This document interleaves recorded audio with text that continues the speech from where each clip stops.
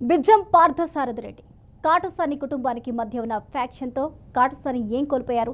దశాబ్దాల పాటు ఫ్యాక్షన్ రాజకీయాలు చేసిన కాటసాని రామరెడ్డి ఎమ్మెల్యేగా ఎలాంటి ఆరోపణలు ఎదుర్కొన్నారు?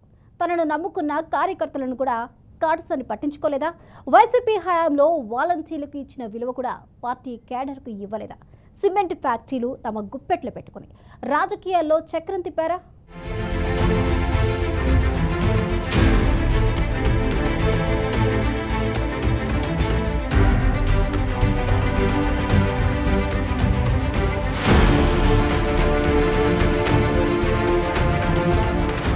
రాయలసీమ అంటేనే ఒకప్పుడు ఫ్యాక్షన్ గుర్తొచ్చేది. ఈ ఫ్యాక్షన్కి ఎందరో అమాయకులు తమ ప్రాణాలు కోల్పోయారు. ఎంతోమంది ఆడబిడ్డల పుస్తల తాళ్లు తెగిపోయాయి. ఫ్యాక్షన్తో తమ తల్లిదండ్రులను కోల్పోయిన ఎంతోమంది పిల్లల జీవితాలు చిన్నాభిన్నమయ్యాయి. బనగానపల్లి నియోజకవర్గంలోనూ ఈ ఫ్యాక్షన్ జడలు విప్పింది. బనగానపల్లి కేంద్రంగా గతంలో కొనసాగిన ఫ్యాక్షన్ నేపథ్యాన్ని చూస్తే ఒళ్లు గగురు పొడిచేది. నియోజకవర్గంలో అప్పట్లో బిజ్జం పార్థసారథి రెడ్డి, కాటసాని కుటుంబాలకు మధ్య దశాబ్దాల పాటు ఫ్యాక్షన్ కొనసాగింది. అయితే ఆ ఫ్యాక్షన్ కక్షలతో ఒకేసారి కాటసాని కుటుంబానికి చెందిన 7గురు హత్యకు గురికావడం అప్పట్లో పెను సంచలనం సృష్టించింది. ఈ ఫ్యాక్షన్లో తల్లిదండ్రులను కోల్పోయిన కాటసాని సోదరులు బనగానపల్లి కేంద్రంగా ఫ్యాక్షన్ మొదలుపెట్టారు. అనంతరం దశాబ్దాల కాలం ఫ్యాక్షనే ఫ్యాషన్ గా మార్చుకుని కాటసాని సోదరులు రాజకీయంలో చక్రం తిప్పారు. మాజీ మంత్రి ఎస్వి సుబ్బారెడ్డికి స్వయానా బంధువర్గం కావడంతో వారి రాజకీయ అరంగేట్రం సులువైంది. అయితే క్రమేణా ఫ్యాక్షన్ ఛాయలు తగ్గుతూ వచ్చాయి. కానీ రాజకీయంగా ప్రత్యర్థులను దెబ్బతీయడానికి గతంలో వలె హత్యలు చేయకుండా ప్రత్యర్థుల ఆర్థిక మూలాలు దెబ్బతీసే ప్రయత్నాలు జరుగుతున్నాయి. ఇందులో భాగంగానే ఆర్థిక మూలాలున్న మైనింగ్ మాఫియా ప్రముఖ పాత్ర పోషిస్తోంది.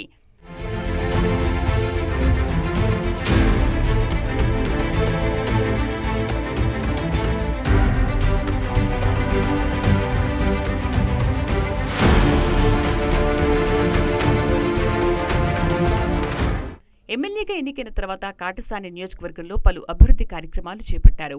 కొంతవరకు ఆయన ప్రజల్లో పాజిటివ్ టాక్ తెచ్చుకున్నప్పటికీ అంతే స్థాయిలో విమర్శలు కూడా ఎదుర్కొన్నారు. తనను నమ్ముకున్న కార్యకర్తలకు కనీసం విలువ కూడా ఇవ్వడనే అపవాదు కాటసాని రామరెడ్డి మూటగట్టుకున్నారు. గత వైసీపీ హయాంలో వాలంటీర్లకు ఉన్న విలువ పార్టీ క్యాడర్కి ఇవ్వలేదనే అసంతృప్తి క్యాడర్లో బలంగా నాటుకుపోయింది.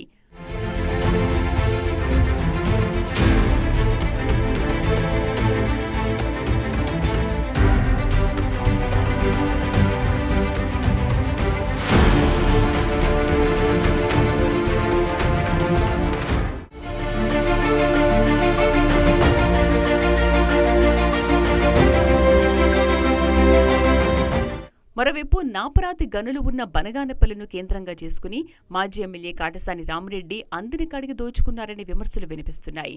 మహా సిమెంట్, రామ్కో, జైజ్యోతి, ఎల్ఎన్టీ ఈ 4 సిమెంట్ ఫ్యాక్టరీలు గతంలో కాటసాని రామరెడ్డి గుప్పిట్లో ఉండేవని తెలుస్తోంది. ఈ సిమెంట్ ఫ్యాక్టరీలు కాటసాని కుటుంబానికి ఆదాయ వనరుగా ఉన్నట్లు చెబుతున్నారు.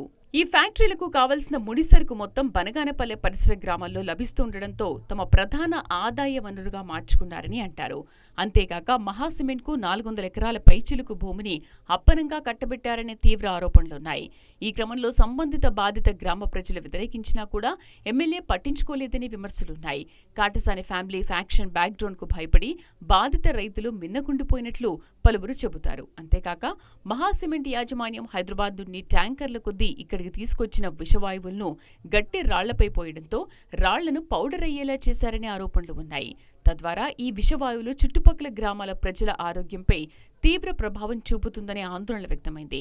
అయినప్పటికీ మొత్తం భూములను తన కబంధ హస్తాల్లో పెట్టుకున్నారని కడపకు చెందిన ఓ వ్యక్తి ఈ వ్యవహారం నడుపుతున్నట్లు తెలుస్తోంది. బనగానపల్లి కేంద్రంగా ఇంత సహజ సంపద దోపిడీ జరుగుతున్నా అప్పటి వైసీపీ ప్రభుత్వం పట్టించుకోలేదని స్థానికులు తీవ్ర అసహనంతో ఉండేవారు.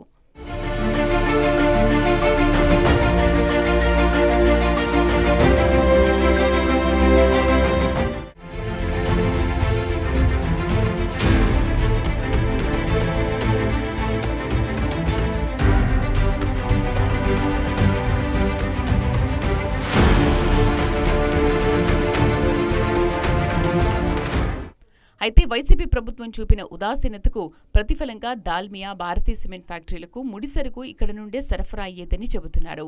ప్రభుత్వపరంగా అన్ని విధాలుగా సహాయ సహకారాలు అందడంతో రెవెన్యూ, పోలీస్ అధికారులు సైతం కాటసాని రామిరెడ్డి అక్రమ వ్యవహారాలపై నోరు మెదపలేకపోయేవారని చెబుతున్నారు.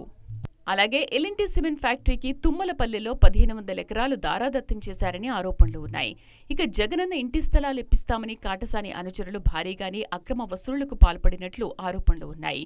రిటైర్డ్ ఐఏఎస్, ఐపీఎస్లను సలహాదారులుగా పెట్టుకుని ప్రభుత్వపరంగా లేదా రాజకీయంగా ఎలాంటి సమస్య ఎదురైనా కాటసాని రామిరెడ్డికి నష్టం కలగకుండా చూసుకుంటారని నియోజకవర్గంలో చెప్పుకుంటుంటారు. ఫలితంగా రామిరెడ్డి ద్వారా సలహాదారులు ప్రయోజనం పొందుతున్నట్లు తెలుస్తోంది. అయితే జగనన్న కాలనీలో ఇంటి స్థలాలు నచ్చిన వారికి ఇవ్వడం, ప్రజలు అడిగిన చోట రోడ్డు వేయకపోవడం కాటసాని ఫ్యామిలీకి గతం నుండి వెన్నంటి నడుస్తున్న ఓ సామాజిక వర్గం ఆగడాలు శృతిమించడం కూడా కాటసానికి ప్రతికూల అంశాలు అంటున్నారు.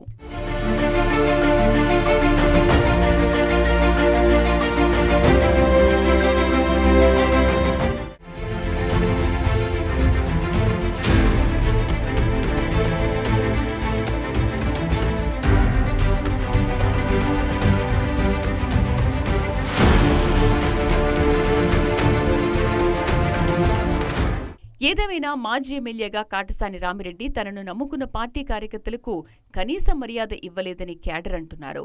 అనుచరుల ఆగడాలు కట్టడి చేసి ప్రజల మనసులు గెలవాలని సూచిస్తున్నారు. స్వప్రయోజనాల కోసం సిమెంట్ ఫ్యాక్టరీలకు 100 ఎకరాల పేదల భూములు దారాదత్తం చేయడం సబబు కాదంటున్నారు. పేదల స్థితిగతులు చూసి ప్రభుత్వం తరఫున ఆదుకోవాలి కానీ అనుచరుల చెప్పుడు మాటలు విని ప్రజలను దూరం చేసుకోవడం తనకు తాను దూరం చేసుకోవడమేనని నియోజకవర్గ ప్రజలు హితో పలుకుతున్నారు. చూడాలి మరి ఇప్పటికైనా పేద ప్రజల మనసు గెలుచుకుంటారో లేదో.